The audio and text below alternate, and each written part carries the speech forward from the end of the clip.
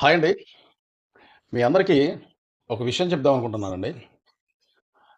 ఈ వీడియో చేయడానికి బలమైన కారణం ఏంటంటే, భద్రాచలంలో ఈ మధ్య కొంతమంది కూలీలు పని చేస్తా ఉంటే, ఒక 6 అంతస్తుల బిల్డింగు పేకమేడలాగా కూలిపోయిందండి. పేకమేడలాగా కూలిపోయిన తర్వాత, దాంట్లో ఎంతమంది వ్యక్తులున్నారంటే, ఎంతమంది కూలీలు ఉన్నారంటే, ఇద్దరు కూలీలు. అంటే ఒక మేస్త్రి, మరొక కూలీ. ఈళ్ళిద్దరు పని చేస్తా ఉంటే, అనుకోకుండా సడెన్‌గా కూలిపోయిందండి. దగ్గర దగ్గర ఒక 2:30 ప్రాంతంలో ఈళ్ళు భోజనానికెళ్ళి వచ్చి, మళ్ళీ పని స్టార్ట్ చేసి అంటే మధ్యాహ్నం పూట మళ్ళీ పని స్టార్ట్ చేస్తా ఉంటే, అనుకోకుండా ఆ బిల్డింగ్ మొత్తం గూడా కూలిపోయి వాళ్ళ మీద పడిపోయింది. అసలు ఈ న్యూస్ అనేది, ఈ వార్త అనేది, ఈ సంఘటన అనేది ఇలా జరిగిందని తెలిసిన తర్వాత అందరూ షాకు. భద్రాచలంలో ఉన్న ప్రతి ఒక్కరు కూడా షాక్ అయిపోయారు. నాకు తెలిసినంత వరకు భద్రాచలంలో ఎప్పుడు గూడా ఇసంటి ప్రమాదం జరగలేదు. అంటే పెద్ద పెద్ద భవనాలు కూలిపోవటం, దాని కింద కూలి వాళ్ళు చనిపోవటం ఇలా ఎప్పుడు జరగలే. ఎందుకంటే ఎక్కడైనా ఒకవేళ భద్రాచలంలో ప్రమాదాలు జరిగినాయంటే, అంటే ఇంత భారీ ఎత్తున అయితే కాదు. ఒక చిన్న సన్‌సైడ్ కూలిపోయింది. అక్కడ పనిచేసే వాళ్ళకి చిన్న చిన్న గాయాలయ్యాయి. లేకపోతే చిన్న బాల్కాన్ కూలిపోయింది. లేకపోతే పారి గోడ ఏమన్నా కూలిపోయినాయి అన్న వార్తలైతే మాత్రం ఇన్నాం గానీ, ఒక 6 అంతస్తుల భవనం అనేది కూలిపోవటం అంటే ఇదే ఫస్ట్ టైం నాకు తెలిసినంత వరకైతే. నాకు తెలిసినంత వరకైతే. సో, ఈ వీడియో నేనెందుకు చేస్తున్నానంటే, కేవలం భద్రాచలంలో భద్రాచలంలోనే కాదండి, ఒక కూలి వాళ్ళ గురించి, వాళ్ళు పడే కష్టాల గురించి, ఈ పొట్ట కోసం వాళ్ళు ఉదయం 8 గంటలకు పనెక్కారంటే, ఏ కూలోళ్ళైనా సరే, ఉదయం 8 గంటలకి పని స్టార్ట్ చేశారంటే, ఒక మధ్యాహ్నం పూట ఒక గంట మాత్రం రెస్ట్ తీసుకుంటారు భోజనానికి. తర్వాత సాయంత్రం 5, 6 అయిద్ది. మరియు మన మేస్త్రొచ్చి డబ్బులిచ్చేలాటికి గూడా ఒక్కోసారి 7 అవ్వచ్చు, లేకపోతే 7:30, 8 కూడా కావచ్చనమాట. ఇక్కడ నేను చెప్పాల్సిందేంటంటే, అసలు కూలి వాళ్ళు పడే శ్రమ అనేది కొన్ని కొన్ని పనులు చేస్తా ఉంటే ప్రాణానికి తెగించి వాళ్ళ ప్రాణం పోయిద్దేమో అనే ఒక భయంతో కూడా చేస్తూ ఉంటారు. ఎక్కడెక్కడి నుంచో వస్తారండి కూలి వాళ్ళైనా మేస్త్రీలైనా. వాళ్ళు వచ్చి మనం ఒకసారి చూస్తూ ఉంటాం. అది 6 అంతస్తులే కాదు, 7 అంతస్తులే కాదు, 10, 15, 20, 30, 50 అంతస్తులైనా సరే ఒక కూలివాడు లేనిదే, ఒక మేస్త్రి లేని ఆ పని అనేది ఎక్కడ కూడా నడవదు. అయితే భద్రాచలంలో అంత పెద్ద బిల్డింగ్ కూలిపోయింది. దాని కింద కూలి వాళ్ళు ఉన్నారు. వాళ్ళ ప్రాణాలకు ఎటువంటి హాని కలగకూడదు. పాపం వాళ్ళు కూలీనాలి చేసుకునే వాళ్ళు. వాళ్ళ వెనకాల వాళ్ళను నమ్ముకున్న పిల్లలున్నారు, తల్లిదండ్రులుంటరు, భార్యలుంటరు. ఇట్లాగా వాళ్ళు ఎంతో ఆర్థిక పరిస్థితుల వల్ల అంటే వాళ్ళు ఒక్కళ్ళు పనిచేస్తేనే, వాళ్ళు ఒక్కళ్ళు పనిచేసి ఈ కుటుంబం మొత్తం చూసుకోవాలి. వాళ్ళ పిల్లలకు చదువులు చెప్పించాలి. ఒకవేళ వాళ్ళకు సొంత ఇల్లు కాకపోతే ఇటు అద్దె కట్టుకోవాలి. ఒకవేళ ఆ కూలి వాళ్ళకి ఇద్దరు ఆడపిల్లలుంటే వాళ్ళని చదివించుకోవటమని, మంచి చెడ్డ కార్యక్రమాలు చేసుకోవటమని, వాళ్ళు తిన్నా తినకపోయినా వాళ్ళు ఎంతో శ్రమపడి అరచేతిలో ప్రాణం పెట్టుకొని వస్తూ ఉంటారండి కూలి వాళ్ళు. అరచేతిలో ప్రాణం పెట్టుకొని వస్తూ ఉంటారు. అలా కూలి వాళ్ళే కాదు, మేస్త్రులైనా కూలోళ్ళైనా అందరూ ఒకటే.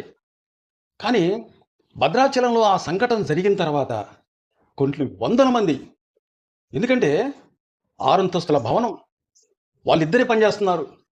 సరే సోషల్ మీడియాలలో ఆ మీడియాలలో కొన్ని వార్తలు వచ్చినాయి, ఒక 6గురు చేస్తున్నారేమో అని చెప్పి. కానీ తర్వాత మాత్రం ఇద్దరేం తేలింది. అయితే కొన్ని వందల మంది వచ్చి దాని కింద ఎంతమంది ఉన్నారో వాళ్ళందరూ బ్రతకాలి.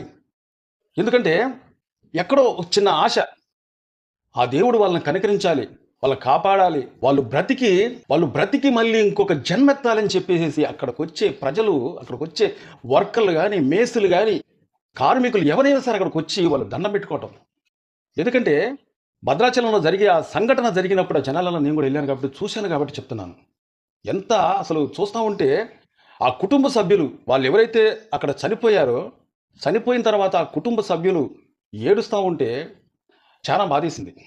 భార్య, పిల్లలు, కొడుకు, తల్లి, తండ్రి వీళ్ళందరూ కూడా రోదిస్తూ ఉంటే చాలా బాధేసింది. ఎందుకంటే కూలి వాళ్ళండి, ఎక్కడెక్కడి నుంచో వస్తూ ఉంటారు. కొంతమందైతే తల్లిదండ్రుల పిల్లల్ని అందరిని ఇడిసిపెట్టుకొని భర్తలు వాళ్ళ వాళ్ళ కుటుంబ సభ్యులు మొత్తం కూడా సాకుకోవాలని చెప్పి ఎక్కడి నుంచో వచ్చి, అంటే ఒక ఊరని కాదు అన్ని ఊర్లలో కూడా ఎక్కడెక్కడి నుంచో వచ్చి పనులు చేసుకొని కొంత డబ్బులు పోగైన తర్వాత ఈ డబ్బులు మళ్ళీ తీసుకెళ్ళి వాళ్ళ కుటుంబం పోషణకై ఉపయోగించుకుంటూ ఉంటారు.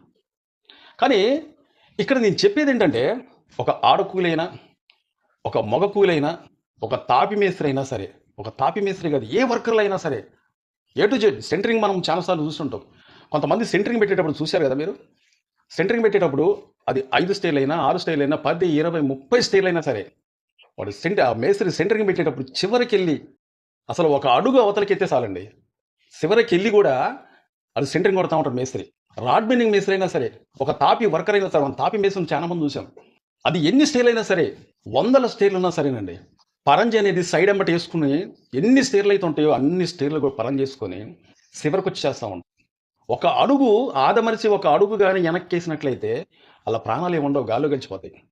సో ఇక్కడ నేను ఎందుకు చెప్తున్నానంటే, ఎన్నో ప్రమాదాలు జరిగి ఉంటాయి.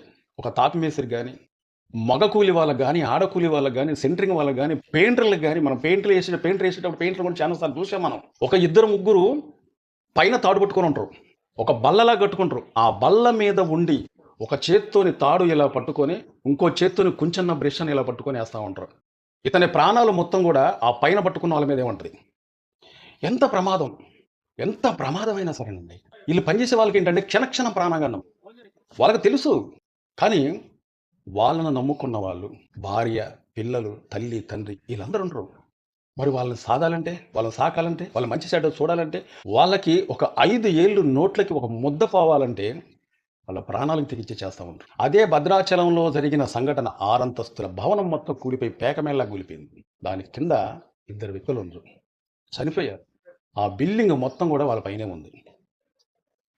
అక్కడ వచ్చిన జనాలు ఒక ఆశ, 2 వ్యక్తులు దాని కింద ఉన్నారు, వాళ్ళు బ్రతకాలి, ఎట్టి పరిస్థితుల్లో ఆ దేవుడు బ్రతికించాలి అని చెప్పి ప్రార్థనలు చేశారు. చూడటానికి వచ్చిన జనాలు ఎట్లయినా ఆ దేవుడు వాళ్ళని బ్రతికించాలి, వాళ్ళని కాపాడాలి అని చెప్పి అక్కడ వచ్చిన చాలా మంది ప్రజలు, కార్మికులు దండాలు పెట్టుకున్నారు, ముక్కులు మొక్కుకున్నారు. భద్రాచలంలో తాపి మేసుల రోజు ఏం చేశారు తెలుసా అండి? తెల్లారే భద్రాచలంలో ఒక్కళ్ళని కూడా పని చేయకుండా, కూలి వాళ్ళని, మేస్త్రుల్ని ఎవరు కూడా పని చేయకుండా, ఎక్కడైతే భద్రాచలంలో ఎక్కడెక్కడ సందులో గొంతులో పని ఎవరైనా చేస్తూ ఉంటే ఆ పనులు ఆఫ్ చేసి, ఆ బిల్డింగ్ కింద వాళ్ళు చనిపోయారో లేదో అప్పుడు తెలవదు.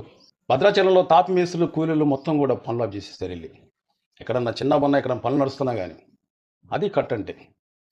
ఈ వీడియో నేను ఎందుకు చేస్తున్నానంటే, ఒక కూలివాడు, ఒక మేస్త్రి, ఒక ఆడకూలి, వీళ్ళు ఎవరైనా సరే వాళ్ళ భార్య, పిల్లలు, తల్లిదండ్రులు వీళ్ళందరూ సాక్కోవటానికి ఏ పనికి వచ్చినా, కానీ చివరికి ఏమవుతుందంటే అనుకోకుండా ఇలాంటి సంఘటనలు జరుగుతూ ఉంటే ఆ కుటుంబం మొత్తం కూడా రోడ్డు పడిపోవాల్సి వస్తుంది.